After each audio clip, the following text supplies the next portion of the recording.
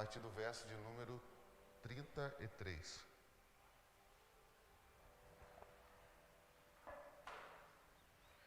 Quem achou, diga amém. Diz assim a palavra do Senhor. Vocês também ouviram o que foi dito aos antigos. Não faça juramento falso, mas cumpra rigorosamente para com o Senhor o que você jurou.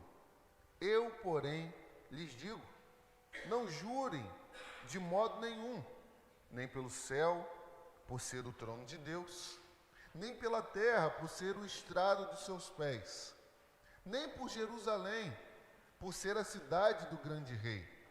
Não jure pela sua cabeça, porque você não pode fazer com que um só cabelo fique branco ou preto. Que a palavra de vocês seja sim, sim, não, não. O que passa disto vem do maligno. Amém? Não feche a sua Bíblia. Vamos orar mais uma vez. Pai, nós te agradecemos pelo dom da vida, Deus. Te agradecemos pelo ar que nós respiramos e por estar uma vez mais na casa do Senhor. Mas, Deus, nós não viemos aqui à toa, Deus. E também não viemos aqui para cumprir mais um rito religioso. Mas nós viemos aqui para adorar ao Senhor, Deus. E para aprender da Tua palavra, ó Pai, a forma na qual nós vamos e devemos viver nesse mundo. Então nos ajuda, ó Pai, nessa hora. E que haja espírito de iluminação, Deus, sobre as nossas mentes, sobre o nosso coração. Fala, Deus, que os Teus servos ouvem, em nome de Jesus. Amém. Meus irmãos, confiável. Você e eu sabem muito bem disso, que nós vivemos em um tempo de muitas desconfianças. Muitas desconfianças. A cada dia que passa, menos as pessoas confiam nos seus semelhantes. Parece que a palavra não vale mais. Parece que as nossas promessas não fazem mais efeito nenhum na vida das pessoas que convivem conosco. De fato, é só você parar para notar, perceber, que você vai conseguir entender esse espírito de desconfiança que paira sobre cada um de nós. Mas, por que será que nós estamos assim? Por que será que nós vivemos com esse espírito de desconfiança? Provavelmente, meus irmãos, nós vivemos assim, nós estamos assim, porque a cada dia que passa o ser humano tem se tornado menos confiável. O ser humano a cada dia tem se mostrado que não dá para se confiar nele, nas suas palavras e nem nas suas atitudes. Essa semana, fazendo aqui uma nota de rodapé, essa semana eu vi uma situação muito terrível, né? No Rio de Janeiro, um rapaz que fazia uma lotação e o pai ficou insatisfeito porque demorou muito para trazer os filhos. E ali houve uma discussão entre ele e o motorista que faz esse transporte. Quando o motorista virou as costas, o homem pegou sua arma e disparou e ele ainda estava disposto. E dentro do carro estava a filha, a esposa grávida. Porque o ser humano a cada dia tem se tornado pouco confiável. Provavelmente, meus irmãos, entenda isso hoje comigo em nome de Jesus. Existe nesse momento, nessa hora, nesse instante, casais que estão subindo no altar e fazendo promessas um para o outro, de que vai cuidar do outro e de que vão estar juntos até que a morte os separe. Mas para passar um tempo depois de um vendaval, depois de uma dificuldade, depois de um problema, um está brigando com o outro na justiça para reaver os seus direitos. Nós estamos em ano de eleição. Quantas promessas vocês já ouviram?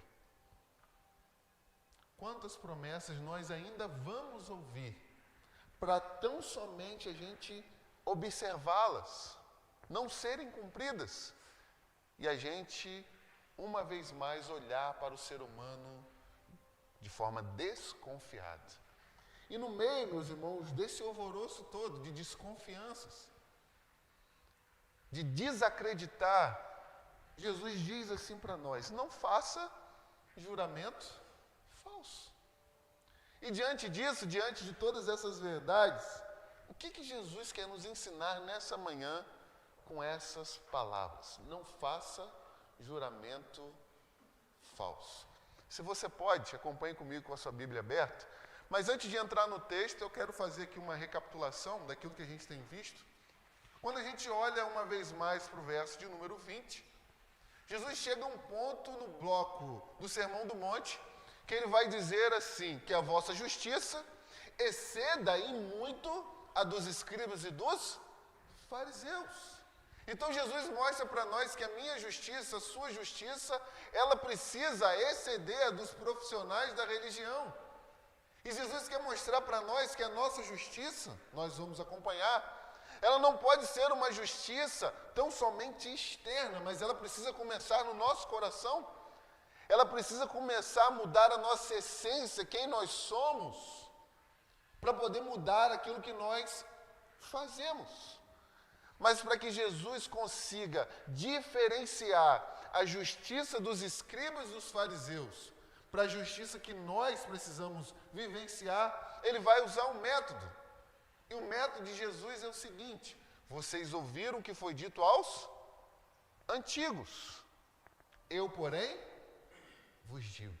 E nessas palavras Jesus quer trazer três coisas. Primeiro, o que a lei diz? O que Moisés falou? Qual é a interpretação dos escribas e dos fariseus errada?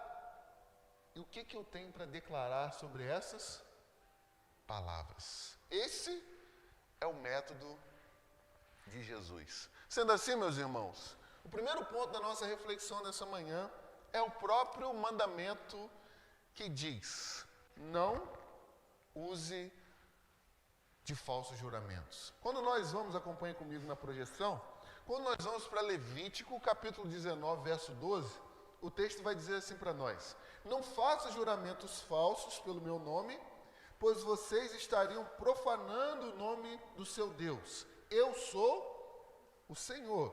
Mas quando nós vamos para Números, capítulo 30, verso de número 2, diz assim: quando um homem fizer um voto ao Senhor ou juramento para se obrigar a alguma abstinência, não violará a sua palavra, mas fará segundo tudo que ele prometeu. Quando nós olhamos para essas palavras, quando nós olhamos para essa lei na qual Jesus deu, para que Deus, o Pai, deu essa lei? Para que ele deu essa lei a Moisés? Para que ele ensinasse ao povo. Qual era a finalidade desse mandamento? A primeira coisa que eu quero destacar é que esse mandamento ele foi dado para pôr um freio nas inclinações à mentira. Vocês bem sabem que Israel estava saindo do Egito, ok?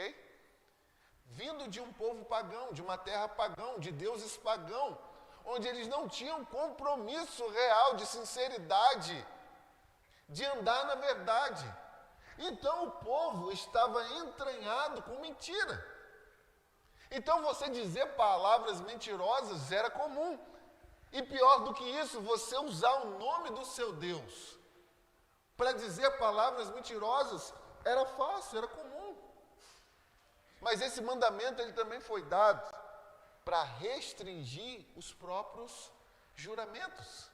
Porque, meus irmãos, tanto hoje como antigamente, havia muitos juramentos e votos falsos. Ainda hoje você vê as pessoas, para validar a sua palavra, dizendo assim: eu juro por Deus que eu não fiz isso. Eu juro por Deus que eu não fiz aquilo. Eu juro por Deus que eu nunca vou fazer isso. Para tempo depois, as pessoas não cumprirem com aquilo que prometeu. Mas o problema todo é que ela chamou Deus como sua testemunha da promessa que ela fez. Então esse mandamento servia para restringir essas coisas, mas não tão somente isso, mas servia também para restringir os votos que eram feitos de forma impensada. Quantas das vezes a gente faz votos, compromissos, mas a gente não para refletir? Se vai dar mesmo para fazer? Se a gente vai ter condições físicas e até financeiras para cumprir com aquilo que nós prometemos? Quando nós vamos para o Antigo Testamento, existiam ali muitos votos de tolo. E um dos grandes votos de tolo que houve no Antigo Testamento é no texto de Juízes, capítulo 11, verso 30 e 31. Esse é o voto de Jéfté, que todo mundo conhece. E o texto diz assim para nós. Diz Jéfté ao Senhor: se de fato entregares os filhos de Amon nas minhas mãos, preste bem atenção, meus irmãos, olha isso, o problema da irreflexão nas nossas palavras. Quem primeiro sair da porta da minha casa para se encontrar comigo, e eu sair vitorioso sobre os filhos de Amon, esse será do Senhor, e eu oferecerei o quê? Holocaustos. Olha isso. Está em sã consciência. Se eu sair vitorioso dessa luta, dessa batalha contra os filhos de Amon, quem primeiro sair da minha casa e encontro comigo, eu vou oferecer ao Senhor em holocausto. E o que era um holocausto? Uma oferta totalmente queimada. Era uma oferta que você tinha que colocar fogo, ela tinha que queimar totalmente ao Senhor. E quando nós andamos um pouco mais, quando Jéfté conquista essa vitória, quem sai de encontro com ele para celebrar foi a própria filha dele. Um voto de tolo. Juramentos, promessas, que às vezes nós fazemos sem pensar, sem refletir. Às vezes, meus irmãos, no calor das emoções. Às vezes, no calor do momento, ou quem sabe, para poder tornar a nossa palavra de crédito, de validade. Mas observe comigo em segundo lugar, quem está comigo diga amém? Observe comigo em segundo lugar a interpretação e a prática dos fariseus. Com a sua Bíblia aberta, o verso 34 e 35, mais uma vez, diz para nós: eu, porém, lhes digo, não juro de modo nenhum, nem pelo céu, por ser o trono de Deus, nem pela terra, por ser estrado dos seus pés, nem por Jerusalém, por ser a cidade do grande rei. Como eu tenho dito e insistido com os irmãos, Jesus ele tinha um problema sério com os fariseus em relação à interpretação da lei. Porque eles tinham 3 atitudes. E as atitudes eram invalidar a palavra de Deus pela tradição dos homens. A segunda atitude era acrescentar algo à palavra de Deus que não existia. E a terceira atitude, postura, era restringir a palavra de Deus.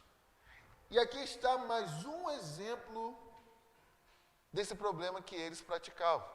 Qual que era a tese deles? É aqui que eu quero que vocês prestem atenção comigo. Qual que era a tese deles? A tese deles é o seguinte: todo juramento em que eu colocar o nome de Deus, que eu chamar Deus como minha testemunha, eu preciso cumprir. Mas os outros juramentos que eu não colocar o nome de Deus, ou seja, quando eu jurar por Jerusalém, quando eu jurar pelos céus, quando eu jurar pela minha cabeça, eu não preciso cumprir. Eu só preciso cumprir quando eu usar o nome de Deus. E quando nós vamos para uma realidade dessa, existe o primeiro problema, que era o problema que quando você age assim, é uma tremenda hipocrisia, meus irmãos. Porque preste bem atenção, Jesus vai dizer no texto: O céu é o trono de Deus. Jerusalém é a cidade de Deus. E eu e você não podemos tirar nem pôr um verdadeiro fio de cabelo na nossa cabeça. Sendo assim, todas as palavras que eu e você dizemos, ou vamos proferir, ela é proferida diante de quem? De quem, meus irmãos? De Deus. Então, quando você cumpre aquilo que você prometeu, tão somente porque você usou o nome de Deus, mas as outras coisas, você não cumpre porque você não usou o nome de Deus, isso é hipocrisia. Isso é hipocrisia, o texto está dizendo para nós. Mas vai mostrar para nós também que agir dessa forma demonstra desonestidade.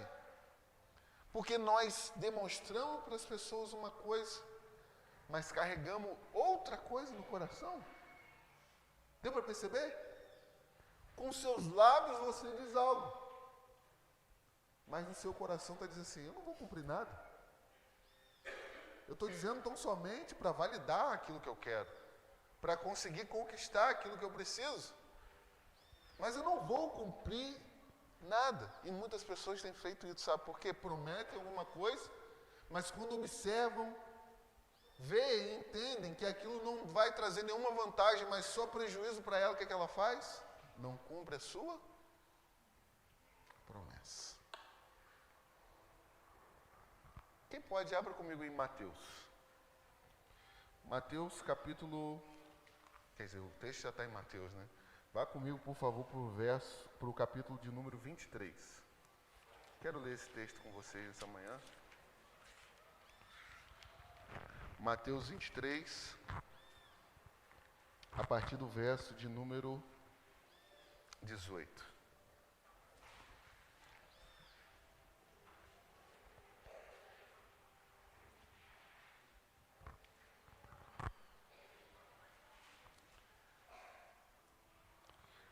Esse texto diz assim para nós: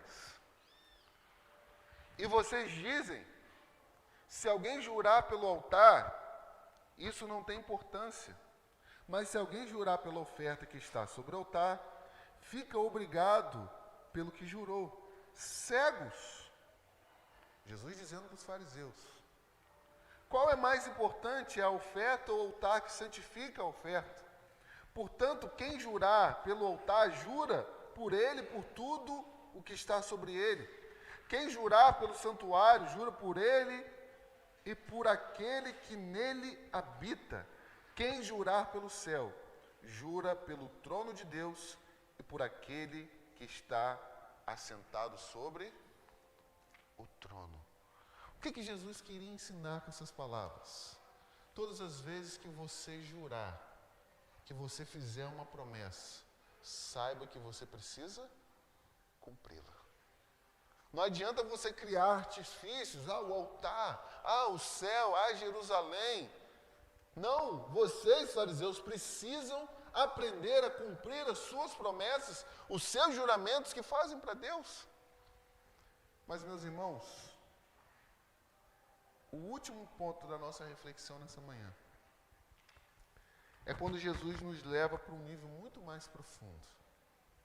Quando Jesus faz e nos mostra aquilo que ele diz no verso 20.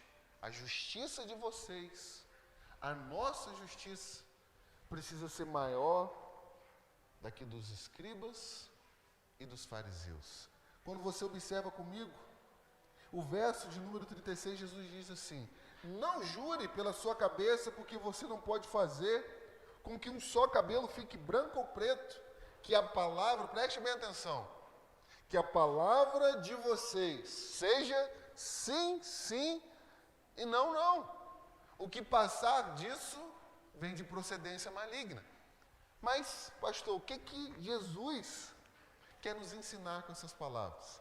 A primeira coisa que Jesus, por favor, se você puder anotar, a primeira coisa que Jesus nos ensina com essas palavras é que nossa vida não pode ser uma mentira e a gente não deve viver de aparência para impressionar as pessoas. Pegaram isso? A nossa vida ela não pode ser uma mentira. E a gente não deve viver de aparência para impressionar as pessoas. Sabe por que Jesus diz isso? Por que os fariseus e os escribas faziam tantos juramentos? Para mostrar para as pessoas que eles eram santos, arrogando o nome de Deus toda hora. Para validar a sua palavra, tinha que dizer: eu juro por Jerusalém, eu juro pelos céus, eu juro pela minha cabeça, eu juro pelo trono de Deus, eu juro pelo altar. Para mostrar para as pessoas que eles eram pessoas santas. E o que Jesus nos ensina nessa manhã é que eu e você precisamos ser sinceros com nós mesmos. A gente precisa ser honesto com a gente mesmo.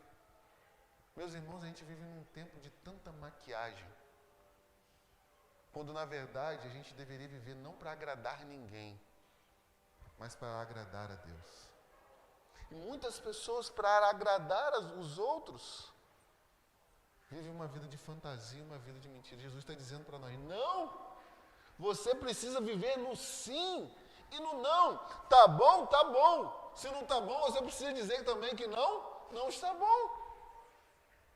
Honestidade. Mas a segunda lição que Jesus nos ensina com essas palavras é que eu não preciso convocar a Deus para que Ele seja minha testemunha nas minhas palavras. Eu não preciso dizer, eu juro por Deus, porque eu entendo que Deus está presente na minha vida. E todas as palavras que eu disser, tudo aquilo que eu proferir, Deus está do meu lado, dando validade para aquilo que eu estou dizendo. Mas a terceira lição que Jesus nos ensina, isso aqui também é por demais importante, é que eu e você, a gente deveria viver de tal forma, meus irmãos, que ninguém exigisse de nós juramento. Prestaram bem atenção? Jesus está dizendo que a gente precisa viver de uma forma tal que a nossa palavra já vai valer. Ninguém precisa dizer para nós: você jura? Você promete? Mas as pessoas estão somente a olhar nos nossos olhos, a olhar para a nossa índole, para a nossa vida, dizer assim: você não precisa nem prometer, porque eu sei que você é uma pessoa confiável. Os mais antigos aqui sabem da questão do bigode, né? Antigamente o bigode deixado era sinônimo de que a sua palavra estava valendo. O que Jesus diz para nós como igreja nessa manhã é o seguinte: viva de uma forma tal, de maneira confiável, que as pessoas que olharem para você vão dizer assim: ali está um servo de Deus, ali está uma serva de Deus, ali está uma pessoa que aquilo que ela promete, ela cumpre. Que o acordo que ela faz, ela vai cumprir. Mas, em último lugar, meus irmãos, que independente das circunstâncias, que o que saia da nossa boca seja a verdade. Tão somente a verdade. Independente do prejuízo que nós vamos tomar. Sabe por quê? Porque quando nós dizemos a verdade, Deus nos honra. E aqui eu vou dizer uma coisa muito séria para a igreja. A mentira é algo que anda no calcanhar do crente. Todos os dias, pode ter certeza. A mentira vai estar aqui, na ponta do seu calcanhar. Porque o mundo nos exige coisas. E muitas das vezes nós vamos sair no prejuízo se a gente dizer a verdade. Quantas pessoas já experimentaram isso aqui no trabalho? Balanço no serviço, seu chefe chega para você e diz: olha, está dando 2.000, mas eu preciso que você coloque aí que está dando 3.000. Ou que está dando 1.000. E se você mentir, você vai sair no prejuízo. Se você dizer a verdade, você vai sair no prejuízo. E se você mentir, você vai ganhar, mas isso é aos olhos do mundo. O que Jesus está nos ensinando essa manhã, faça um compromisso de dizer a verdade. Que o restante eu vou honrar você. Eu vou honrar você. Meus irmãos, isso não é fácil não. Isso, no tempo que a gente está vivendo hoje, isso é uma palavra pastoral, gente. Não é fácil. Se nós não nos vigiarmos, a gente vai entrar em mentiras atrás de mentiras. Mas Jesus diz para nós nessa manhã, que a palavra de vocês seja sim, sim, e não, não. O que passar disso é procedência maligna. Último texto, vamos ficar de pé, por favor.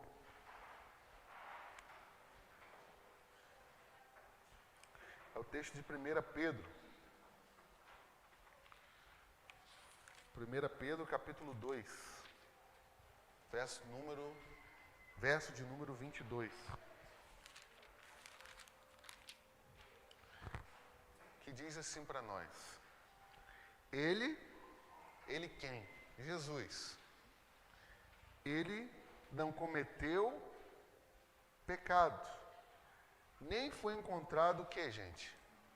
O quê? Engano na sua boca. Porque Jesus era uma pessoa confiável. E o objetivo, o propósito e o plano de Deus é que a gente se torne a cada dia semelhante a Jesus. Para que a gente deixe um legado e as pessoas digam de nós: engano nenhum foi encontrado na sua boca. Vamos orar? Pai Santo, nós te agradecemos pela tua palavra, Deus. Nós te agradecemos por esse sermão do monte, Deus, que é tão precioso, que nos ensina, Deus, a cada dia a viver, ó Deus, de acordo com a cultura do reino de Deus, e não de acordo com a cultura do mundo. Mas, Pai, nós sabemos que é impossível viver esse sermão, Deus, sem a ajuda do Teu Santo Espírito. Quantas vezes Satanás tem soprado, Pai, na nossa mente, em nosso coração, para a gente viver na mentira, para a gente dizer mentiras, ó Deus, tão comuns do dia a dia para as pessoas. Mas essas mentiras comuns, ó Deus, são só um começo para uma mentira maior. Que o Senhor nos ajude, ó Deus, a viver na verdade, custe o que custar para nós, ó Deus, sabendo que o Senhor de fato vai nos honrar quando nós andarmos na verdade. Por favor, Deus, nós te pedimos, nos ajude, porque nós somos fracos e carecemos da tua graça, Deus. Muito obrigado pela tua palavra. Nós te agradecemos em nome de Jesus. Amém. Podeis assentar. A gente tem